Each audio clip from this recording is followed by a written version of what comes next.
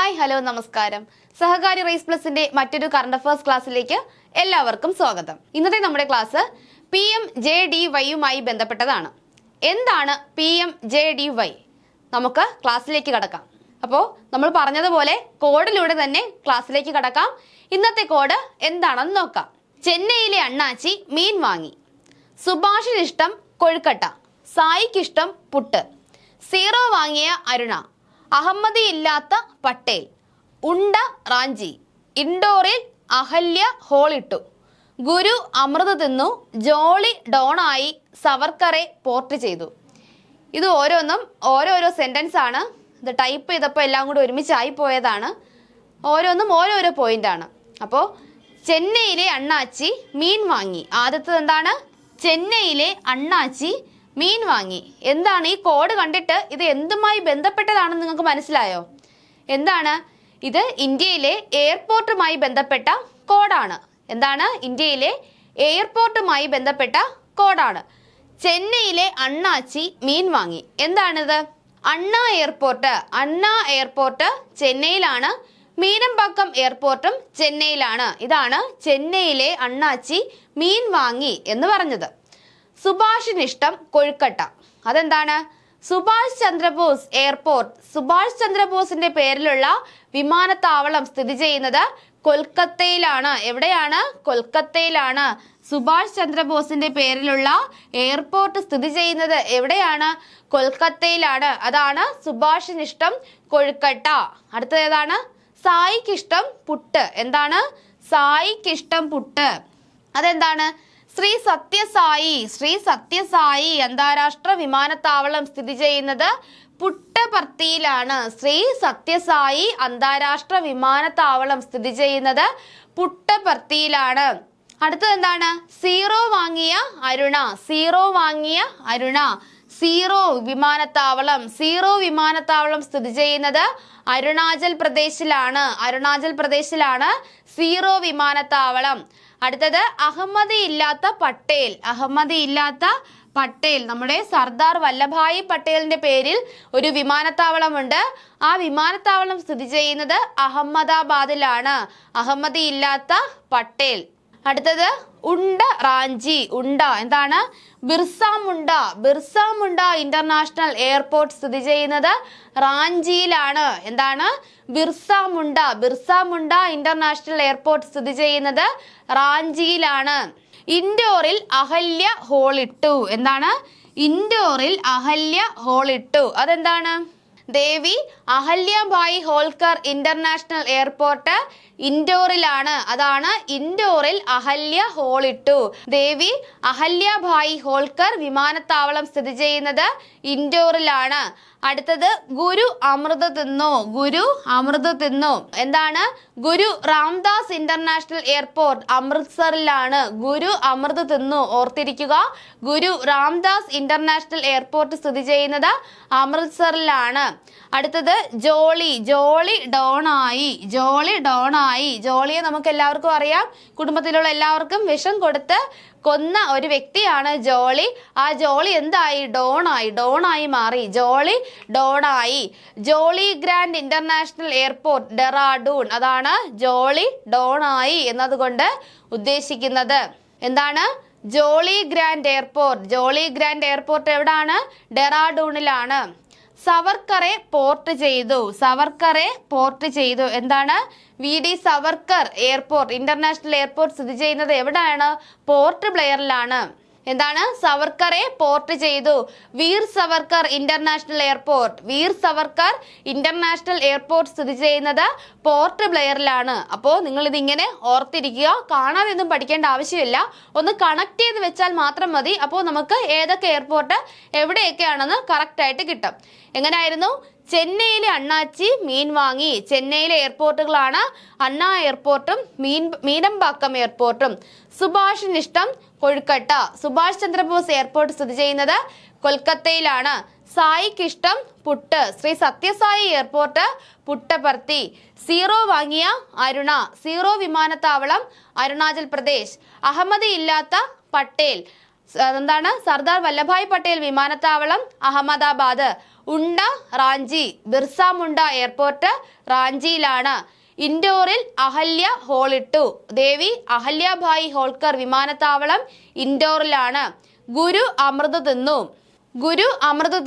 ഗുരു രാംദാസ് വിമാനത്താവളം അമൃത്സർ.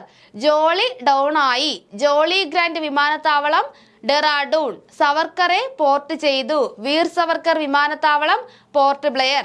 അപ്പോൾ എന്തായാലും ഏകദേശമുള്ള വിമാനത്താവളങ്ങളൊക്കെ നിങ്ങൾക്ക് ഈ കോഡിലൂടെ കിട്ടിയിട്ടുണ്ടെന്ന് വിശ്വസിക്കുന്നു.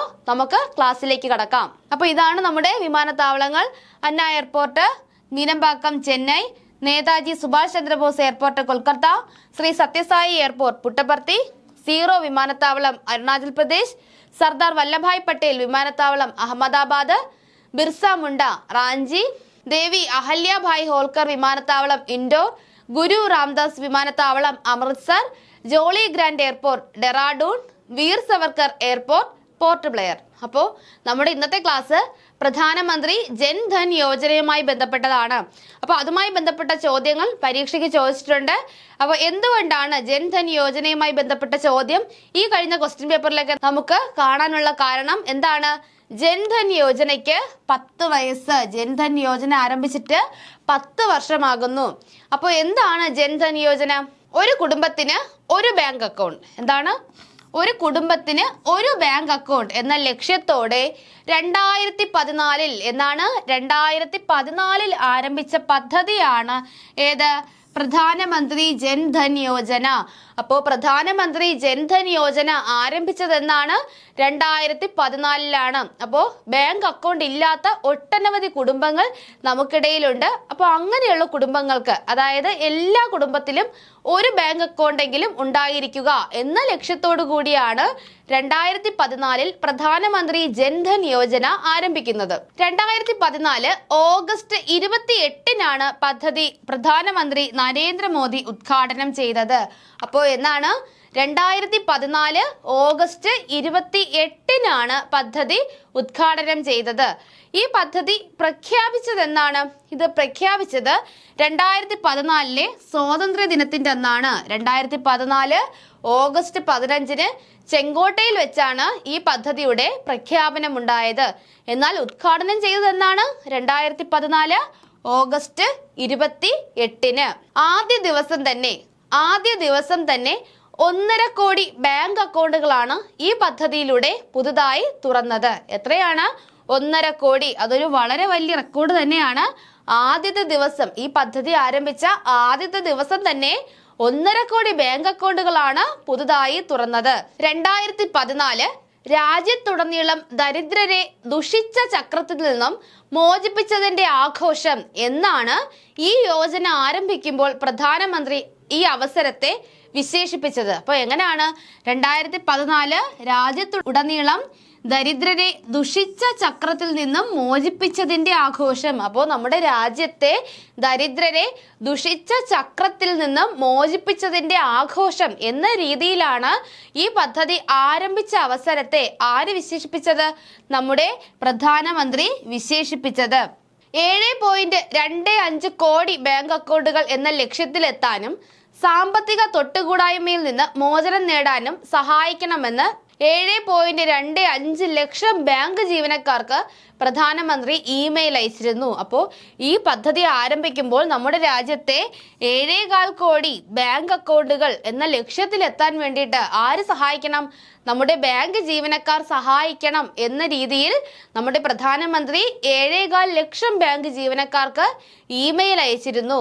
അപ്പോൾ എന്താണ് PMJDY അല്ലെങ്കിൽ പ്രധാനമന്ത്രി ജൻധൻ യോജന എന്താണെന്ന് നോക്കാം. സാമ്പത്തിക സേവനങ്ങൾ. എന്താണ്? സാമ്പത്തിക സേവനങ്ങൾ, അതായത് ബാങ്കിങ് അല്ലെങ്കിൽ സേവിങ്സ് ആൻഡ് ഡെപ്പോസിറ്റ് അക്കൗണ്ടുകൾ, പണമടയ്ക്കൽ, ക്രെഡിറ്റ്, ഇൻഷുറൻസ്, പെൻഷൻ എന്നിവ താങ്ങാനാകുന്ന രീതിയിൽ ലഭ്യമാക്കുന്നതിനുള്ള സാമ്പത്തിക ഉൾപ്പെടുത്തലിനായുള്ള ദേശീയ മിഷനാണ് PMJDY. അതായത് നമുക്ക് സാമ്പത്തിക സേവനങ്ങൾ നൽകുന്നതിന് വേണ്ടിയിട്ടാണ് PMJDY എന്ന പദ്ധതി ആരംഭിച്ചത്? എങ്ങനെയൊക്കെയാണ്? ബാങ്കിങ് സേവനങ്ങൾ, ഒന്നുകിൽ നമുക്ക് സേവിങ്സ് അക്കൗണ്ടുകൾ ഉണ്ടാവുക, അല്ലെങ്കിൽ ഡെപ്പോസിറ്റ് അക്കൗണ്ട് ഉണ്ടാവുക, അല്ലെങ്കിൽ നമുക്ക് എന്താണ് ക്രെഡിറ്റ്, എന്താണ് ബാങ്കിൽ നിന്നും ക്രെഡിറ്റുകൾ, വായ്പകൾ ലഭ്യമാകുക, ഇൻഷുറൻസ്, പെൻഷൻ എന്നിവയെല്ലാം താങ്ങാവുന്ന രീതിയിൽ ലഭ്യമാക്കുന്ന ഒരു സാമ്പത്തിക ദേശീയ മിഷനാണ് എന്തെന്ന് പറയുന്നത്? PMJDY. നമുക്ക് ഒരു ബാങ്ക് അക്കൗണ്ട് ഉണ്ടാകുന്നത് വഴി ഇത്തരത്തിൽ നമുക്ക് സേവിങ്സ്, ഡെപ്പോസിറ്റ്, പിന്നെന്താണ് പണമടയ്ക്കൽ, അല്ലെങ്കിൽ ഒരു ക്രെഡിറ്റ്, പിന്നെന്താണ് ഇൻഷുറൻസ്, പെൻഷൻ നമുക്ക് താങ്ങാവുന്ന രീതിയിൽ ഇതെല്ലാം ഉണ്ടാവുക എന്നുള്ളൊരു ലക്ഷ്യത്തോടു കൂടിയാണ് PMJDY ആരംഭിച്ചത്. പദ്ധതിക്ക് Guinness book of world record ലഭിച്ചിട്ടുണ്ട്. അപ്പോൾ സ്റ്റേറ്റ്മെന്റ് ഒക്കെ വരാം. ഈ പദ്ധതിക്ക്, നമ്മുടെ PMJDYക്ക് എന്ത് ലഭിച്ചിട്ടുണ്ട്? Guinness book of world record ലഭിച്ചിട്ടുണ്ട്. ഓർത്തിരിക്കുക. നമുക്ക് ഏത് ബാങ്കിൽ വേണമെങ്കിലും എന്ത് ചെയ്യാനാകും? അക്കൗണ്ട് തുറക്കാനാകും. ഏതെങ്കിലും ബാങ്ക് ശാഖയിലോ അല്ലെങ്കിൽ ബിസിനസ് കറസ്പോണ്ടന്റിലോ ഔട്ട്ലെറ്റിലോ അക്കൗണ്ട് തുറക്കാം. അപ്പോൾ എവിടെ വേണമെങ്കിലും നമുക്ക് എന്ത് ചെയ്യാൻ പറ്റും? നമുക്കൊരു അക്കൗണ്ട് തുടങ്ങാനാകും. ഒരു ബാങ്ക് ശാഖയിലോ അതല്ലെങ്കിൽ ഒരു ബിസിനസ് കറസ്പോണ്ടന്റിലോ അല്ലെങ്കിൽ ഒരു ഔട്ട്ലെറ്റിലോ, ഏതെങ്കിലും ബാങ്ക് ശാഖയിലോ അല്ലെങ്കിൽ ബിസിനസ് കറസ്പോണ്ടന്റിലോ ഔട്ട്ലെറ്റിലോ നമുക്ക് എന്ത് ചെയ്യാനാകും? അക്കൗണ്ട് തുറക്കാനാകും. PMJDY കീഴിൽ തുറക്കുന്ന അക്കൗണ്ടുകൾ സീറോ ബാലൻസ് അക്കൗണ്ടുകളാണ്. അപ്പോൾ എന്താണ്? PMJDYയുടെ കീഴിൽ തുറക്കുന്ന അക്കൗണ്ടുകളെല്ലാം തന്നെ എന്താണ്? സീറോ ബാലൻസ് അക്കൗണ്ടുകളാണ്. ഓർത്തിരിക്കുക. PMJDYയുടെ കീഴിൽ തുറക്കുന്ന അക്കൗണ്ടുകളെല്ലാം സീറോ ബാലൻസ് അക്കൗണ്ടുകളാണ്. എന്നാൽ അക്കൗണ്ട് തുടങ്ങുന്ന ഒരാൾക്ക് എന്ത് വേണം? ചെക്ക് ബുക്ക് വേണമെന്ന് വിചാരിക്കുക. ഞാനൊരു അക്കൗണ്ട് തുടങ്ങുകയാണ്, PMJDYയുടെ കീഴിൽ ഒരു സീറോ ബാലൻസ് അക്കൗണ്ട് ഞാൻ തുടങ്ങുകയാണ്. എനിക്ക് എന്തുകൂടെ വേണം? എനിക്കൊരു ചെക്ക് ബുക്കും കൂടെ വേണം എന്ന് ഞാൻ ബാങ്കിൽ ആവശ്യപ്പെടുകയാണ്. അങ്ങനെ നമ്മൾ ആഗ്രഹിക്കുന്നെങ്കിൽ നമ്മൾ എന്ത് വേണം?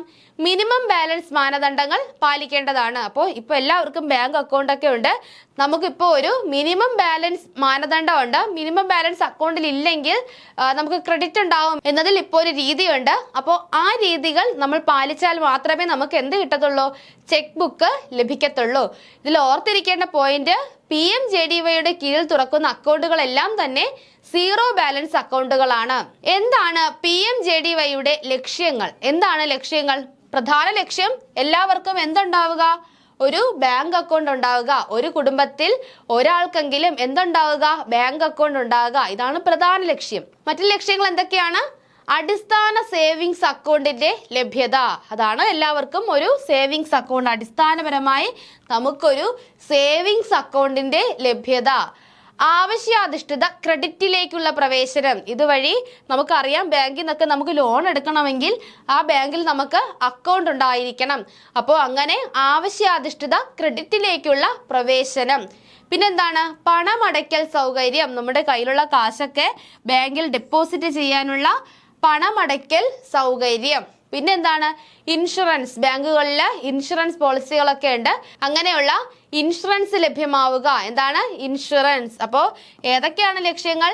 അടിസ്ഥാന സേവിങ്സ് അക്കൗണ്ടിന്റെ ലഭ്യത, ആവശ്യാധിഷ്ഠിത ക്രെഡിറ്റിലേക്കുള്ള പ്രവേശനം, പണമടയ്ക്കൽ സൗകര്യം, ഇൻഷുറൻസ്. പിന്നെന്താണ്?